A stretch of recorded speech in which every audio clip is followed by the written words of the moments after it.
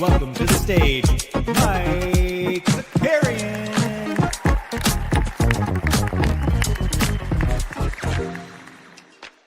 What's going on, everybody? Welcome back to the NBA Bit. I wouldn't call this an emergency show, but originally we weren't going to do another show till tomorrow or Friday, but with so much going down yesterday, we had a ton of different trades. We're going to talk probably primarily about the Boston one. We also saw Poole move, which was a lot of fun. Weisberg's going to join us here in a second, but before we do that, just a couple of things. If you are not following me on the gram, on Instagram at Mike Zakarian, go do that because we're gonna be live at Barclays tonight for the NBA draft on the floor with a little press action with our friends over at Soar NBA. John and I will be down there chopping it up with all the heroes of the NBA draft. So go make sure you do that. And then we get a fun show tomorrow. So just wanted to plug this before we go. So tomorrow at 3:30 Eastern, we're gonna go from 3:30 to 5:30. At 3:30, we're going to be joined by Noah Dalzell to talk about all the Celtics moves that happened this week and how the draft went. Then at 4 o'clock, we're going to be joined by Harrison Fagan, who we figured if we talk about the Celtics, we will then talk about the Lakers. So Fagan's going to jump on. We'll talk about the Lakers sale. We'll talk about Luka drinking green juice and all that fun stuff. And then from 4:30 to 5:30, the 89 Cavs, who made a Hoop Sense appearance, are going to jump on, and we will break down the draft and all that. So 3:30 to 5:30 tomorrow. We get a full ass show, and then probably nothing of substance on Friday, unless my first summer league game of 40 and over is tomorrow night. So if something magical happens, maybe we'll fire up a stream. But that's going to do it for the business stuff. If it's your first time here, do me a favor, like the stream, subscribe to the channel. We're going to bring on Weisberg now. We're going to talk about the Beantown Boys. Mike, what's going on, man? How we doing? Speaking of magic happening, we back, baby. Bright and early here on the West Coast. That's right. Excited to talk a little NBA draft, a little trade talk, a little summer league. We got it all today, baby. Yeah, we got a little bit of everything. But yeah, let's just get started. So in the last I was looking at Bobby Marks, I think. Oh, Angel, new member. Hell yeah, Angel. Thanks for hanging. A couple of things yesterday. Bobby Marks tweeted out funny, not even funny, but just a graphic yesterday that said, and I'll actually just share a screen for it so we can look at it together. But basically what the Celtics did in 1 week, in 7 days, as of June 15th, the projected salary and luxury tax is $540 million. So that's the roster and the tax combined. And then 10 days later, $280 million. And that is because they sent Drew to Portland in return for Simons and some second round picks. And then yesterday, Porzingis goes down to Atlanta for the minivan, Boston legend, Georges Niang. Along with another second-round pick. Brooklyn got involved as well. Brooklyn now has 5 first-round picks for tonight. And Atlanta, I will talk about Atlanta in a little bit, but I don't know. Where do you want to start with? We'll start from the Boston side, but where on the Boston side do you want to start with that? I think the big picture of it all is kind of crazy. SGA is raising the trophy, and within 48 hours, the Celtics are out of the second apron. It is not just they traded Drew and KP, and we can talk about each of those deals individually. But I think the speed by which they worked is the first thing. Mm-hmm. Getting under the second apron and taking 2 assets that, depending on how you looked at them, some people thought that we would see those as negative assets, and they actually got picks in both deals. I think is pretty incredible, particularly in the Drew deal. Shout out to Brad Stevens. I don't know what voodoo magic he's been able to do over the last couple of years, but I really can't think of a bad move, quote unquote, that he's made. By and large.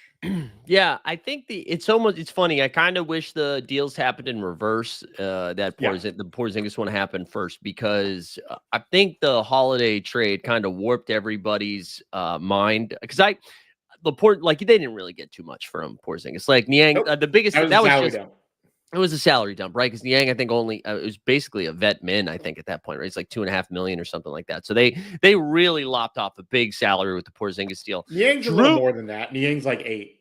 Oh, is it 8? Excuse me. Oh, maybe. Okay, yeah, that actually makes sense. But the Holiday one was so confusing for me, only because I don't know. I think about the Kevin Durant trade and how like that was such a clear leverage play, right? Where it was like, oh, the Phoenix Suns had no leverage. Everybody knew you were moving KD. So like the package is going to be a lot smaller. I thought that was going to be a similar thing with Drew Holiday. Like I know initially they thought we were going to be attaching assets to Drew to get off of that deal. And then it swung the other way. Like the fact that they got Simons back on an expiring contract, whatever you think about Simons, that is going to like the contract's done after the season. And then to also get some picks there, like I don't know who Portland was negotiating against. Do you know what I mean? Here's what I'll say about Drew. There's a lot of action. Like this wasn't kind of like beating around the bush a little bit here, but like in talking to people, my understanding was there was more action on Drew than on KP.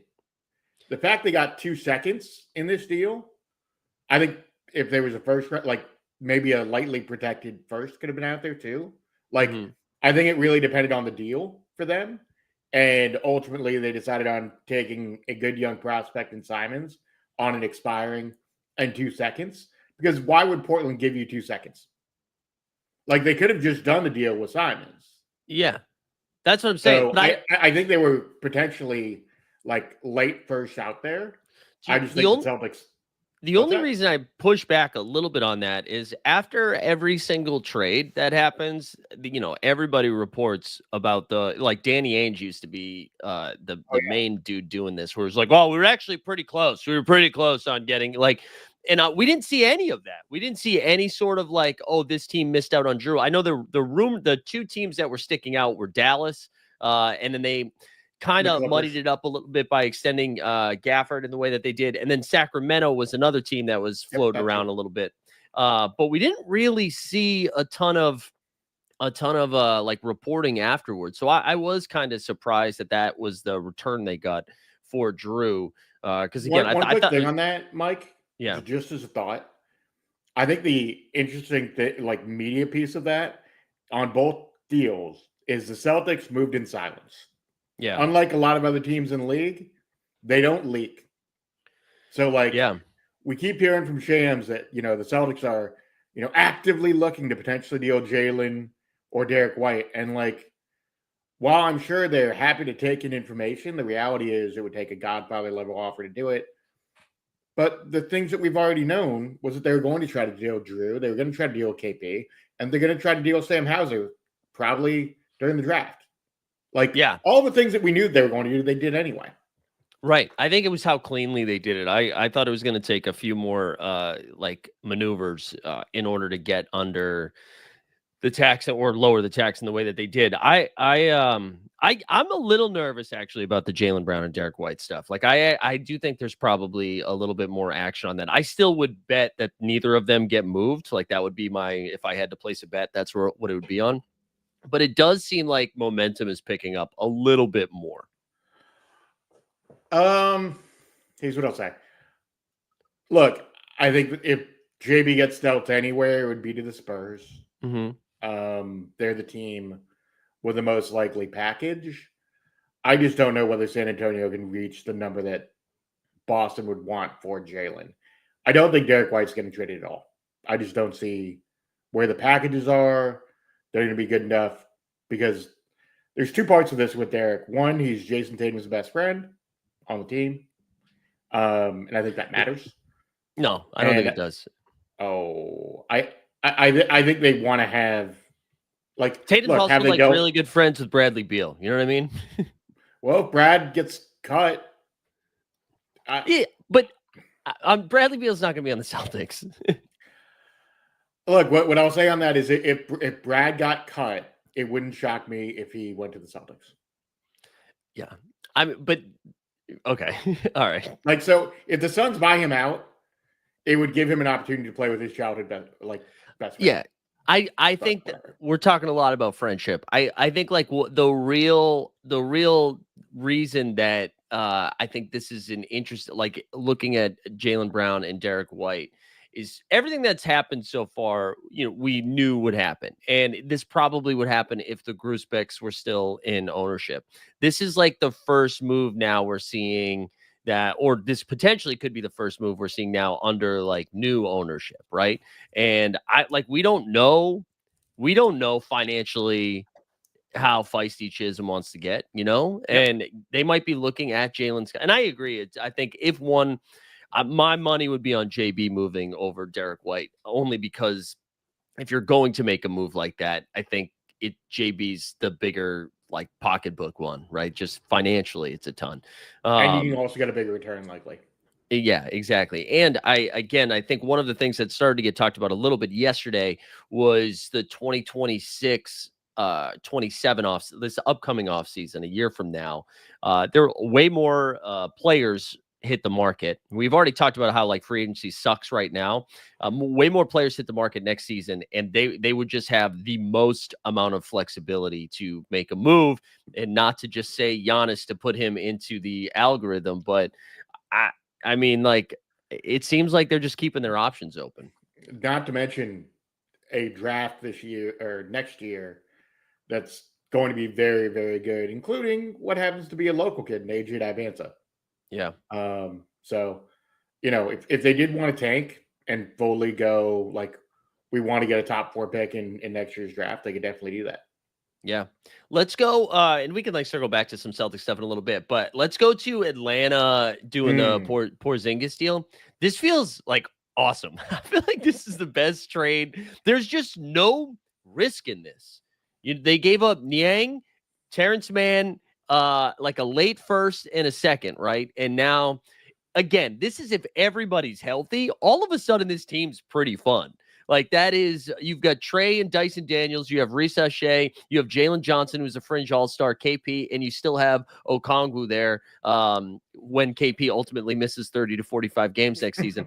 I feel like that was a home run by them. Dude, there's so much interesting shit with what they can do with KP. You're gonna run Trey Young, KP pick and roll. Like, there's no better guy throwing up alley-oops in the league to me from the point guard position than Trey, right? Yeah. And, you're not going to use necessarily KP that often in alley-oops, but, I think that's something to look for. KP certainly going to be able to exercise size mismatches. They're going to be super long. Yeah. And I was thinking like the way Okongwu defends, like I don't know how many people are grinding Atlanta tape, but Okongwu defends like similarly to Bam, not as good as Bam, but the fact that like he can kind of guard fours, and there are going to be worlds where they can probably run Okongwu and KP out there together, and Jalen Johnson. Yeah, right. Like, give me all the Jalen Johnson stock for real. I know. Like, Jalen Johnson was one of the best rebounders in the league under 6'9" last year. Yeah, before he got hurt. And you pair him with KP, who's not necessarily known as like a great rebounder per se. Right. That'd be fun. If teams try to go at like Dyson Daniels and KP in a pick and roll, that's gonna be fun. Like having Dyson Daniels as a trailer on some of those pick and rolls, like that's Derek White light, basically. Right. Yeah, it's gonna be intriguing to see how Atlanta makes this work. And look, and if KP is not a good fit there, he's a $30 million expiring, Right. That's what I mean. Like Atlanta has a lot of decisions to make next season. And I like that they were like, listen, this is pretty low risk. Let's run this out here. The East is kind of is in shambles. And I like if everything falls correctly for them, this is like a second round playoff team, I think. Like just with how bad the Maybe East deeper. is. And if what did you say? Maybe deeper. Like not just a second round team, like they're gonna have home court. Yeah. And like I could see them beating the Knicks next year. Yeah, I do think they are fun. And then again, if it does flame out, you're like, all right, well, KP's off the books. And I believe Trey is like that you're at the decision making point with Trey Young, what you do with him in the future. Like it just felt like a really low risk, high reward move by Atlanta. And I don't know, you're just not used to seeing that from Atlanta. So that was cool. It's also a ownership and management team that has continued to change. Yep. And they made some really smart moves on the management side. They grabbed an assistant GM from the Warriors to be their president of basketball ops. And then they grabbed the GM of the Pelicans, who got pushed out in, everything with Joe Dumars down in New Orleans, Bryson Graham. And then they grabbed the Nets, salary cap guy to run all the cap stuff. And, they're now in a place where this is the best that I think we've thought of Atlanta before season. I don't know, anytime in the last 5 years, at least. Basically, since the Trae Young conference finals run, more or less.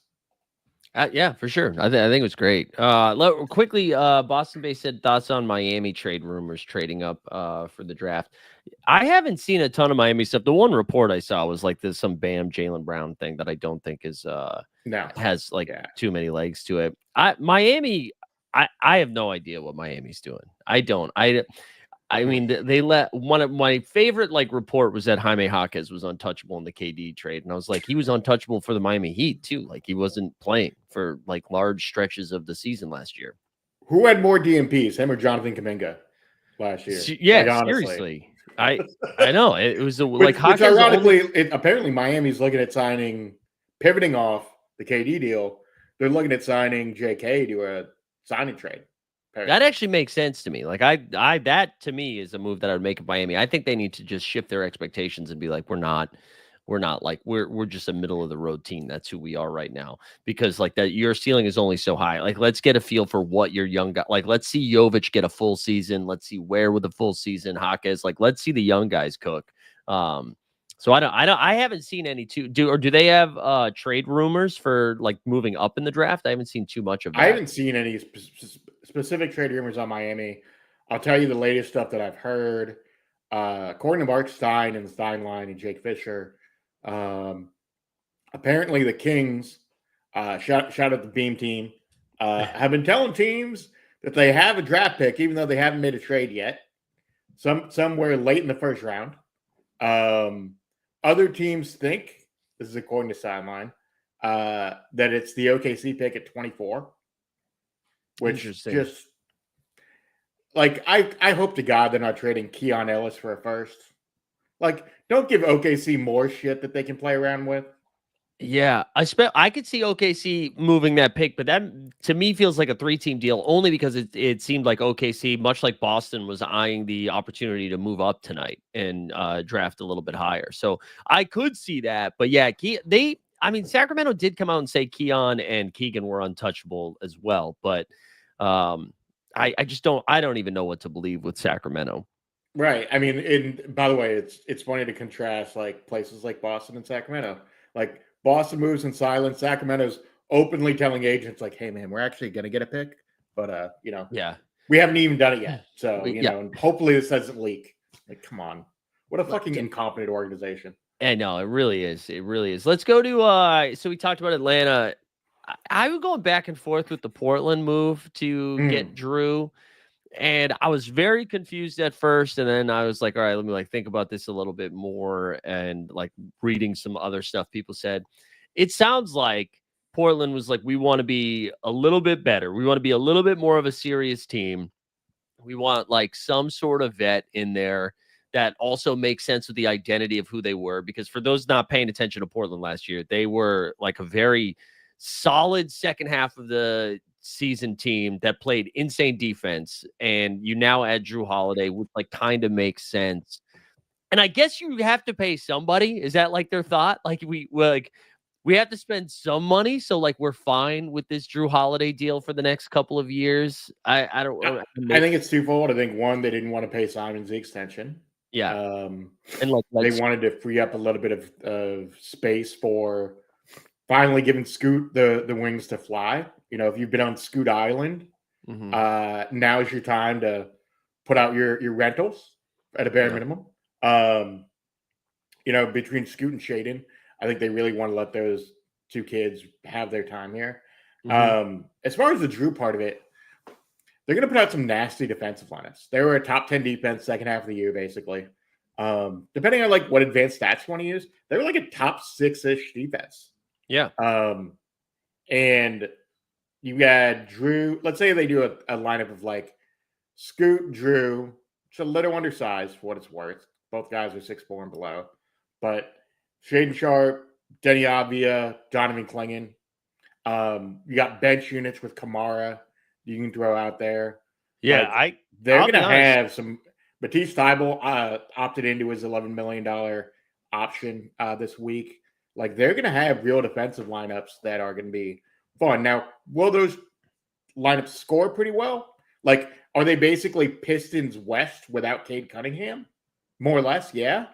But they're going to be fun to watch.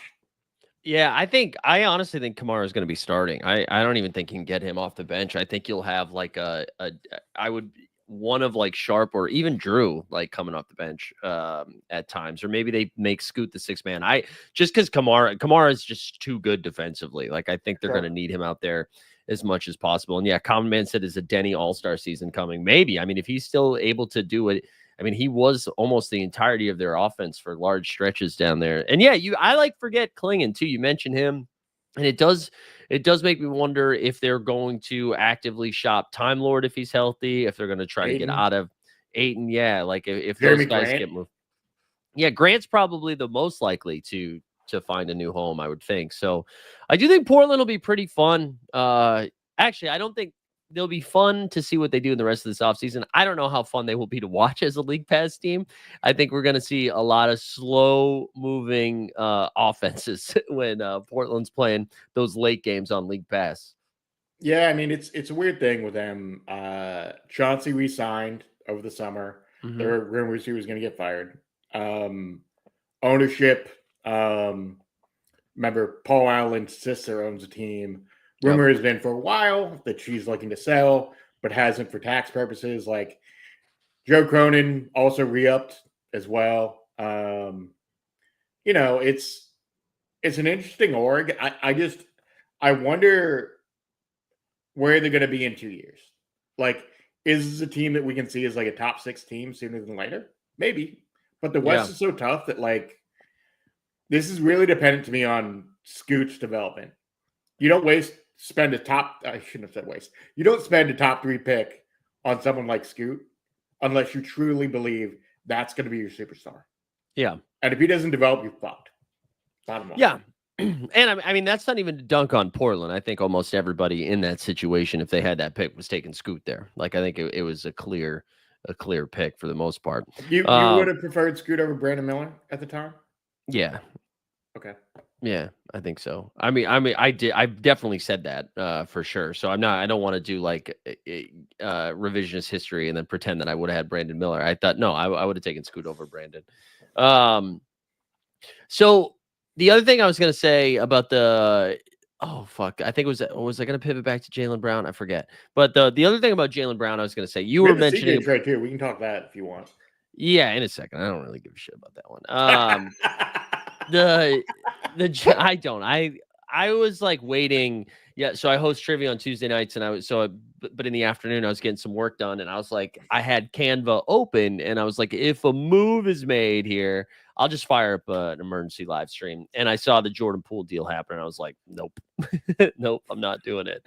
I'm not doing it. We can talk about it in a little bit, but not yet. I do think if JB does get moved, though, it's probably to a team we're not talking about. I know we mentioned the Spurs. I feel like it'll be something out of left field. Like Detroit is like, we'll give you Ivy, Harris, and some picks. Look, any kind of Brown deal, if it does happen, is going to require a Desmond Bain-like package. So we're talking 4 firsts and maybe a pick swap, and maybe even like a good young player. One thought I had isn't necessarily even Jaylen Brown. I actually think the more interesting thing is they could reroute Simons and or Niang here before the draft. And that's about 35-ish, 36 million in cap that they could move.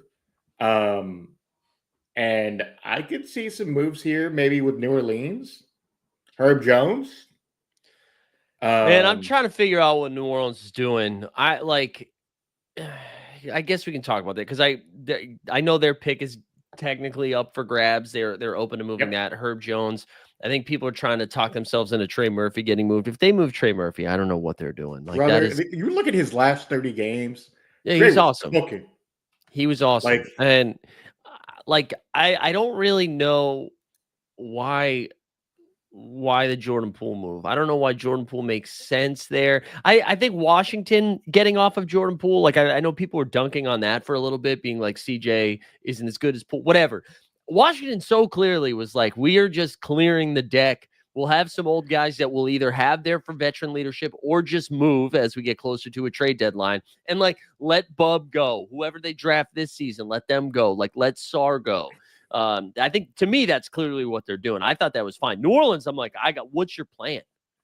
Yeah, I don't really understand what New Orleans is doing. I mean, I saw some people being like, could this be a team that could finish top 6 in the East? Or sorry, in the West? And I was like, no, the more likely scenario with the Pelicans is they're trying to figure out which strip club Zion and Jordan Poole are going to in Cancun in the offseason. Like, let's be honest. Like, that team is a disaster. Zion's got all of his stuff out there. Yeah, it's crazy. Which Joe Dumars said they're moving forward with Zion. And then Poole had a great season last year under the radar. I know Jordan takes a lot of shit, but he shot like 40% on pretty good like overall numbers efficiency-wise. Yeah. I know the defense isn't there, but like I kind of see like some of the vision. I just don't think that's a particularly good roster. So like I don't know where they're going to go unless they feel that Herb and Trey Murphy are going to be healthy, which they've not proven to be over the last couple of years. Yeah, and I mean you're most likely not getting DeJounte back next season either. So I like, you don't really. I guess Jordan Poole is your point guard now, so you'll have. I mean the lineups are kind of interesting. Where like if Poole, Hardy, and Herb Jones can all shoot north of 40% from three. And like then you're like, okay, we can do point Zion because Poole can play off the ball. And then you have Missy as their 5.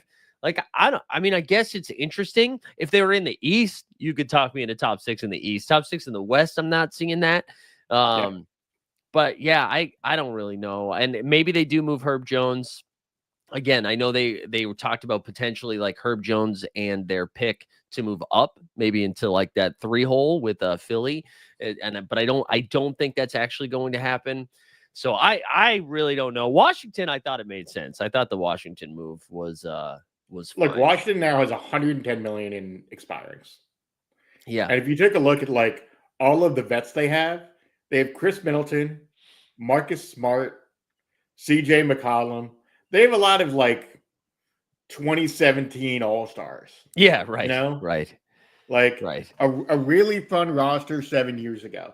So like while I understand what they're doing, and I do think those 3 particular guys are just really good vets. Yeah. And understand how to impact youngsters in a way that's going to make sense for that roster. Bilal Coulibaly is going to grow leaps and bounds with those 3 vets there to me. Yeah, and if Middleton is healthy, he'll be wanted. Like teams will want him. Like Middleton, when he's good, is like 20+ point scorer on a good team, not even on a good team, 20+ point scorer. So I can see Middleton getting moved. Marcus Smart, we haven't seen play basketball in just like a long time, really. So I don't know what happens there. And then CJ's just expensive, but also like you said, expiring. So we mentioned Simons a little bit, and I feel like you seem like you're out on Simons. Just kind of reading how your thoughts were. I'm not out on Simons. I actually think in a Joe Mazzulla context, the Simons stuff is fun. Offensively, he's going to fit the 3-point profile. He would be third on that team in threes attempted. Yeah, which is saying something given how many threes the Celtics shoot. I think the compelling part is one of the things Mazzulla does really well is because his focus is often on spacing and trying to impact how that spacing impacts you on the defensive side of the floor and working the margins. I think that stuff's going to help Simons in terms of where that defensive impact is. Not saying that Portland doesn't run good defensive systems because they clearly did at the end of the year. But I think in a different context, maybe he'll be a better defender. Put yourself in a maybe more premium organization, throw a little Celtics Joe Mazzulla magic on it, and maybe he potentially becomes a neutral defender. Yeah, You know? that's kind of my like upside on him too, is that defense is usually team related and effort related. And if all of a sudden he's playing on a team that has a chance to do stuff in the playoffs, like maybe you see a more aggressive defender out of him.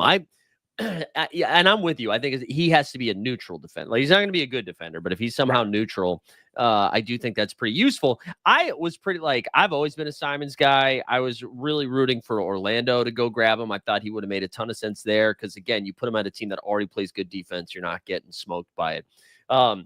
Him shooting 36 to 38% from three on volume with no other offensive help from the outside is pretty impressive. And now you're saying he's going to be on the floor with a bunch of other shooters. So you assume the looks are going to be a little bit cleaner. And I also think, too, if you assume Peyton Pritchard is moving into the starting lineup, I do kind of like he has some low-key playmaking. He averaged almost 5 assists a game last season. And if it's almost like PP moves up and then Simons can fill the Peyton Pritchard role. I also think it's going to be fucking hilarious at the end of first quarters if you've got like Pritchard and Simons out there together, just these two dudes who like kind of play defense and shoot 153s a game. So I'm looking forward to it. I hope they hold on to him this year. I don't think he's getting an extension. I imagine he can get paid a little bit more somewhere else, but I'll be curious how he fits. Yeah, look, I do hope they hold on to him.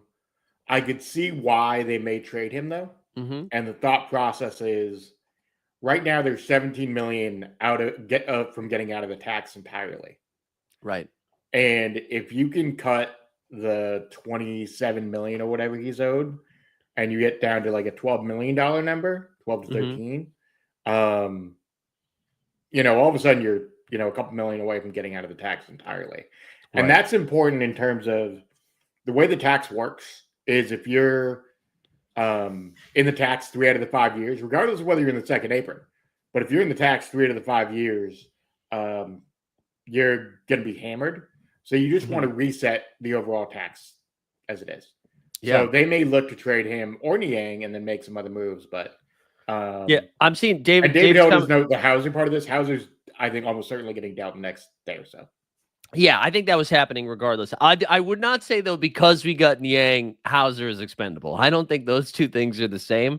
And I'm not trying to be a Niang hater. I just mean like Hauser is good, and Niang is sometimes good. That's kind of my takeaway. Like, I think Hauser can be a seventh guy. Hey, look, Bailey Shireman, baby. Let's go. Yeah, Hauser can be a seventh guy on a championship team. Niang can be like a ninth guy. I do think there is a difference between the two of them. I do. I mean, we saw it. We've seen Hauser do it already. But yeah, I know Niang's from Mass. I'm happy he's here. I'm a fan of the minivan. I'm just saying I would not say those Sam Hauser and Niang are the same two players. They're almost certainly not the same player. And as I mentioned, I'm Bailey Shireman Hive over here. Shireman FC. Like I'm all for him filling the minutes. Quick little note on Niang. I've mentioned this before during playbacks, but I worked for Niang's uncle about a decade ago. So it's very, and I distinctly remember him coming up in Boston because he nearly signed with Northeastern before like a pretty prolific AAU run that ended up seeing him go to Iowa State because he was basically like a 3-star prospect before like a massive summer. But anyway, the housing stuff's interesting. I think the Celtics are looking to move up, look for them to try to get into the teams because between Hauser and the 2 picks, I would expect some kind of move shortly. I wonder too, though, if because I thought they were going to be pretty aggressive with Atlanta to try to get their pick. I kind of wonder if they don't need to now because I think they were nervous that Cockbrenner from Creighton. I do think they are interested in him. I think they were nervous Atlanta was going to take him. And now with Atlanta not having that first round pick anymore, I wonder if they are like going to feel it out to see if they could actually get him to fall to 28. Because I do think he makes a ton of sense there. But I don't know. I don't know how Boston's going to treat the draft. I feel like I could see them just picking at 28 or 32. But I mean, there were lots of rumors that it was like 28 and Sam Hauser or 32 and Sam Hauser to try to move up. And I know there was a little buzz behind the Georgetown guy too. So I don't know how aggressive Brad wants to get. Yeah, look, I think Brooklyn's the key to a lot of this for like across the board, given they have 5 firsts. Yeah. One thing to watch out for in these deals is that they can't be official until like July 6th or 7th. Right. So some of these deals could be expanded, or they may have to be separate transactions. Right. Because technically the Celtics aren't out of the apron. Right. Correct. Like functionally speaking, they can't act like a second apron team until they are. So if Hauser is part of an expanded deal, they may have to do them as separate transactions. So we'll see how that works. But I would guess, like, what do you think, Mike, that Brooklyn's going to do here? Because they have to with 5 firsts, they have optionality across the board. Yeah, they got to consolidate. I mean, I could see them. I like RJ Barrett's getting a lot of noise right now. We know that Brooklyn has flexibility and wants to spend some money. I could see Toronto being like, we'll take another pick and try to go get RJ. I could see them trying to be like, hey, Philly, listen, what are you really doing with the 3rd pick here?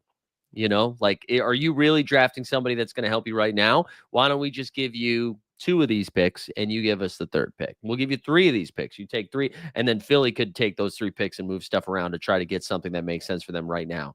I definitely could see that. I mean, we mentioned New Orleans, like maybe they switch spots with New Orleans and try to get Herb Jones out of it, or maybe they were like, hey, do you want all 5 of these New Orleans? Give us Trey Murphy. Or we could see them just be like, listen, we can't draft 5 guys tonight. Like, you can't do that. So maybe we take some future firsts and give out some stuff. I don't know. Do you have a take on what Brooklyn does tonight? That would be a very OKC move by Brooklyn. I don't know. Like, I think that we haven't really discussed the draft at all, but the name that's buzzing with Brooklyn and has for the last 2 weeks has been Ace Bailey.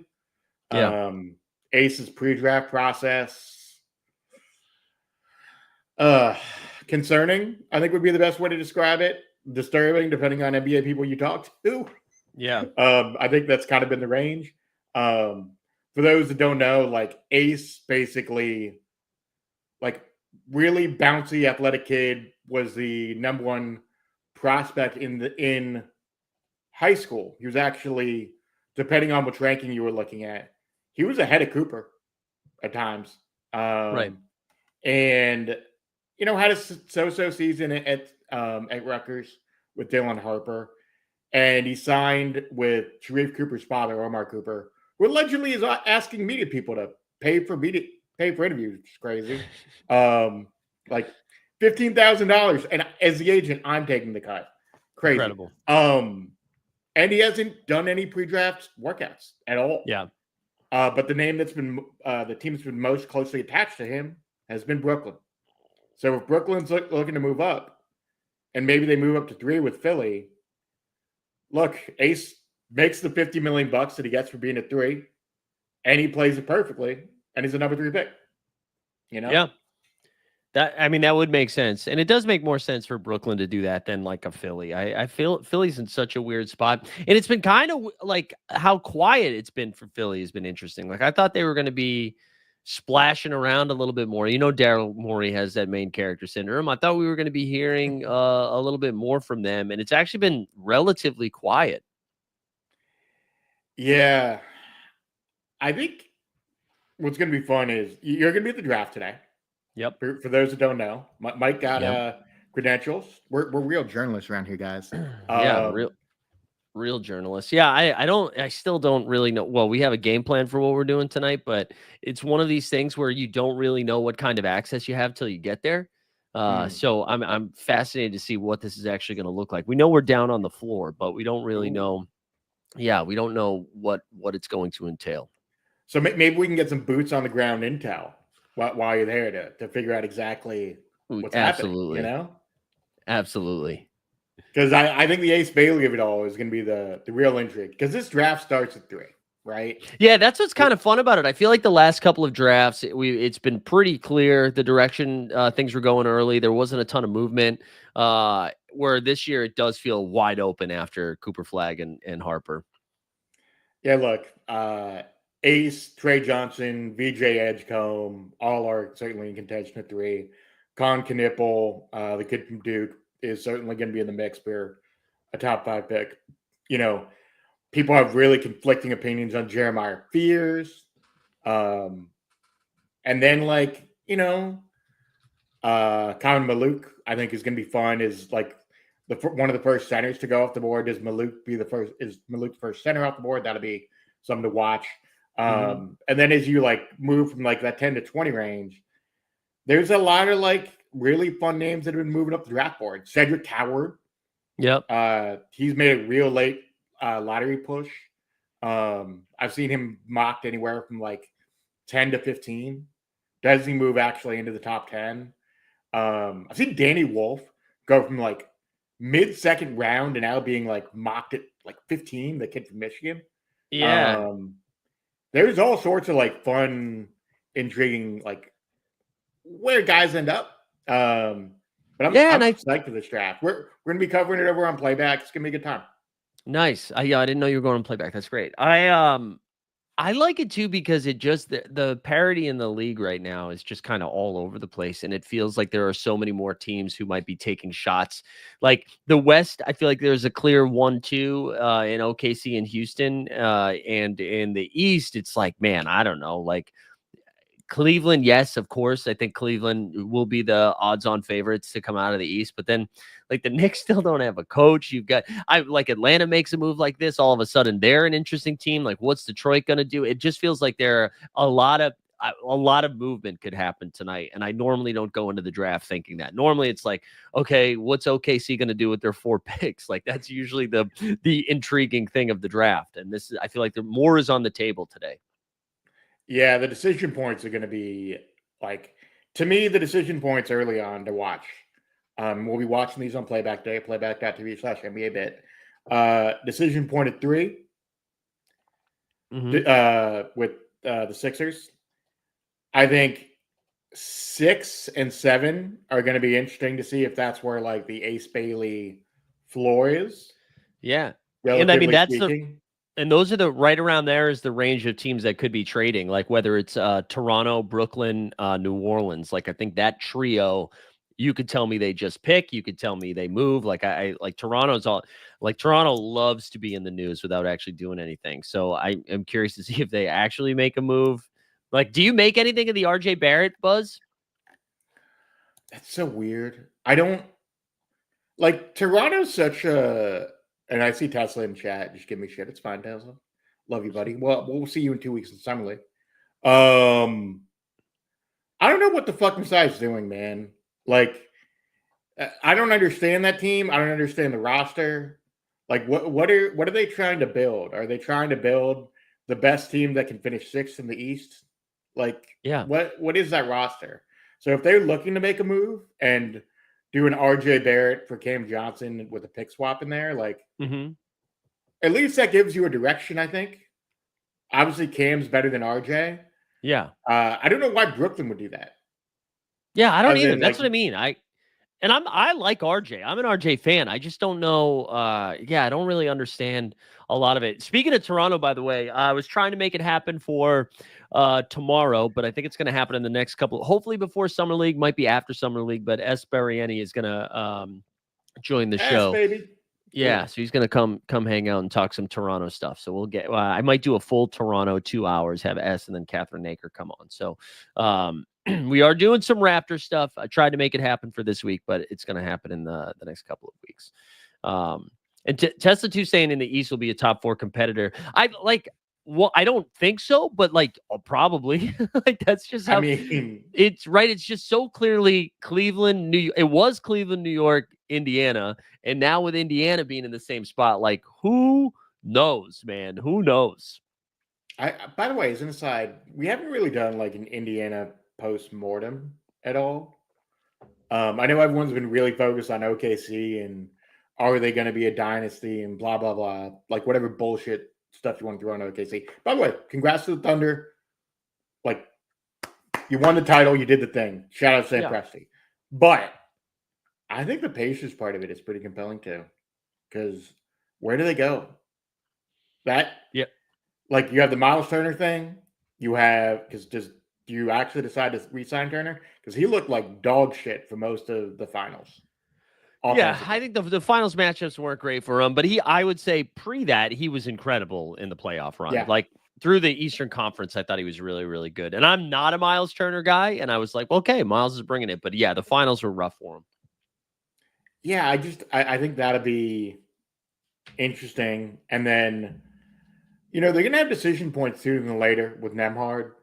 I wonder what they do with Benedict Mathurin long term. Like I think Benedict Mathurin is Jonathan Kuminga light, basically. Yeah, I again, like I thought he was like the inverse of Miles Turner. I thought he had a pretty rough postseason, and then in the finals, I actually thought he clearly was not scared of the moment. I actually wonder if the Halliburton injury is a good opportunity for them to like get a much better feel of what they got with Benny Math. I mean, they know what they've had Mathurin for a couple years now, but maybe they give him the keys a little bit more. Yeah, you're right though. Indy's going to be in a weird spot. I don't know. Maybe it's just a spicy P Nembhard and Mathurin season for him. But do you think it's like the kind of year where they tank? I don't think so. Because Indiana has had the last decade to tank if they wanted to, and they've been so aggressive about how like they are the one team in the NBA that's like we don't. Well, I guess Toronto too, except they did it this year, where they're like we don't tank. We don't do it, right? Because what did they have? Like one top 10 pick in this, like in the last 10 years or whatever, while also not being good. So I don't think they do. I don't think they do. I would understand if they did, but I don't think the only reason why I mention it is because how good the top really 4 or 5 of this draft is. Mm-hmm. And if they could get someone like a Cam Boozer in there as like a top 3 pick, that team would change so much. I get it. I just don't. I think it's going to be really hard for teams to tank. I just like there's just so many bad teams on the East. It's like, well, okay, but with that roster, you're still taking them over Charlotte, Washington, probably Toronto. I mean, depending on what happens over the next couple of weeks, but Chicago, you know what I mean? Like I still take that roster over Miami. Are you taking Andrew Nemhard as a top 100 pick in best ball? I'd take him after Peyton Pritchard, which I think is kind of like a similar thing. I think I would take Pritchard before I would take Nembhard. But I would be drafting Nembhard for sure. Do you have Jaylen Brown as a top 10 pick this year? Yeah.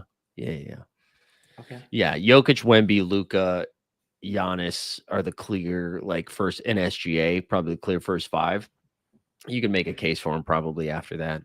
If you think the Celtics are going to try, because I mean, I guess you could have the same Celtics conversation that you were just having with the Pacers, but as long as you think they're going to try, I think so. I mean, there's no reason Jaylen Brown isn't like second team All NBA this season. I mean, he's going to average like 28, 7 and 6, something like that, on pretty aggressive shooting. I would think so. I'm super intrigued to see what this JB year looks like because, like, yeah, we talked about the buzz with JB trade stuff, but I also think, like, sneakily, all of the stuff they've been posting about JB over the past week has been kind of weird.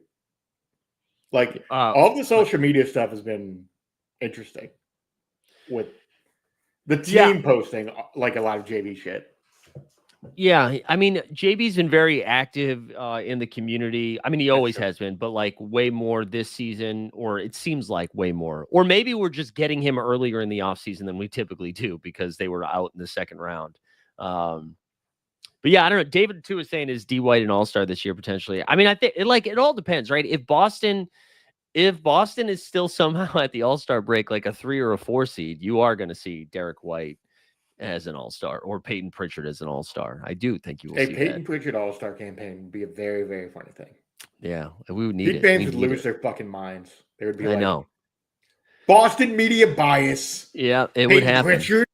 We're gonna get close to wrapping up here, but before we do, just a reminder, just a few weeks away here from Summer League. We're gonna be out there July 10th to the 14th. Staying all over the place, but your boy's gonna be at the MGM Grand. We got the 89 Cavs out there. Weisberg's gonna be out there. We've got Jeb, Patty Coyne, Borland. Who else am I missing? The Common Man. JJO coming? Who? Is JJL coming? Oh yeah, JJL will be out there. I think our Mr. Ballers Blockchain Steve over from Top Shot, he's going to be out there.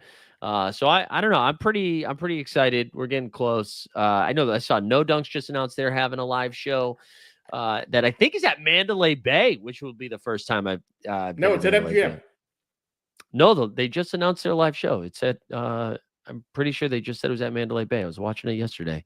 I watched it too. They said it's like right next to where we were for that athletic meetup.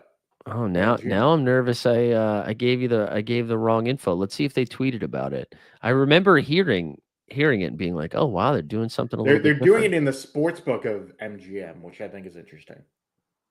Yeah. All right. I'll wait. Tesla for sure watched it, so I'm sure he's going to tell us here in a second. But we can wrap with Tesla. Actually, said, do you think any competitive teams this year will pull the 1 year Spurs or Warriors style tank? Yeah, I guess that's what we were just talking about with the Pacers. Would they do that? I don't think anybody's going to do it, especially with his second comment. I do. I wonder if everyone just saw what like Charlotte, Utah, and Washington went through, and they're like, tanking doesn't matter. Yeah, I mean, basically, you just want to be one of the worst. If you have like a weird injury, like say for the Celtics, Jaylen Brown gets hurt or Derek White gets hurt, and you make up a fake injury for one of the other ones just to make sure you're good. All you got to finish is top 7 or bottom 7, I should say, right? Right. And then you take your chances because this draft next year is loaded. Darren Peterson, Adrian Didanza, Cam Boozer. There was one more that I'm missing. Fuck. I'll go back and get it later. But anyway, the top 4 is very, very good. Yeah, I think like if you see a team just get off to a super, super slow start, all of a sudden we'll have our answer too, like if like Spicy P misses a month or something early on, we're like, okay, Indiana is going to do it, but we'll see. All right, let's wrap there. Weisberg, thanks for getting up early. Again, I'll be over at the NBA draft. I'll be tweeting some stuff out at Mike Sakarian, but a lot of stuff over on Instagram, same handle. The So Rare NBA bros will be there putting some stuff out. It'll be fun. And then we will be back tomorrow. Tomorrow at 3:30, we got a very fun show. We've got Noah Dazelle from the Celtics side of the world coming in at 3:30. At 4 o'clock, Harrison Fagan from the Lakers side of the world. He's going to join us. And then the 89 Cavs will cap off the second hour of that. So going to be a very good time. Also, if you missed the 89 Cavs, we jumped on Hoop Sense on Monday. I think that might start becoming a regular thing once a week with them. So go check that out. A little Hoop Sense. Yeah, a little hoop. I think we're talking about it. So go check that out. Weisberg, anything to plug besides go hang out with them and play back tonight for the draft? All the usual stuff. And by the way, the fun thing about the Noah Harrison Fagan thing, whole lot of SB Nation over there. A lot of SB Nation. That'd be a whole lot of SB Nation. But for me, yeah, we're just hanging out. We'll be on playback tonight. Maybe we'll see Mike live from the draft. Yeah, I got to figure out what I'm going to wear. I've been really struggling with that now that I don't know if I have to have an official media style getup. You know what I'm saying? Do I have to rock a blazer? Do I have how do we handle this tonight? I think you go blazer, media adjacent. Yeah, maybe not full suit, but like blazer with like a white T-shirt underneath, something like that. Something like professional-ish. It's just so fucking hot in New York right now. Yeah, it's like 110 degrees, man. It's not so quite hot. Vegas. Yeah. It sucks. Which do you think is going to be hotter? The 100 degrees that you're feeling in New York or the 120 that it's going to be in Vegas in 2 weeks? I know. I haven't even looked at what it's going to be like that. But whatever. I'm going to be drunk, so who cares? At Vegas, not at the draft. I'll be sober at the draft. All right, Mike, thanks for getting up early. Appreciate everybody for hanging out. We'll see you tonight. If not, we'll see you tomorrow. And we are freaking out of here. Thanks, guys.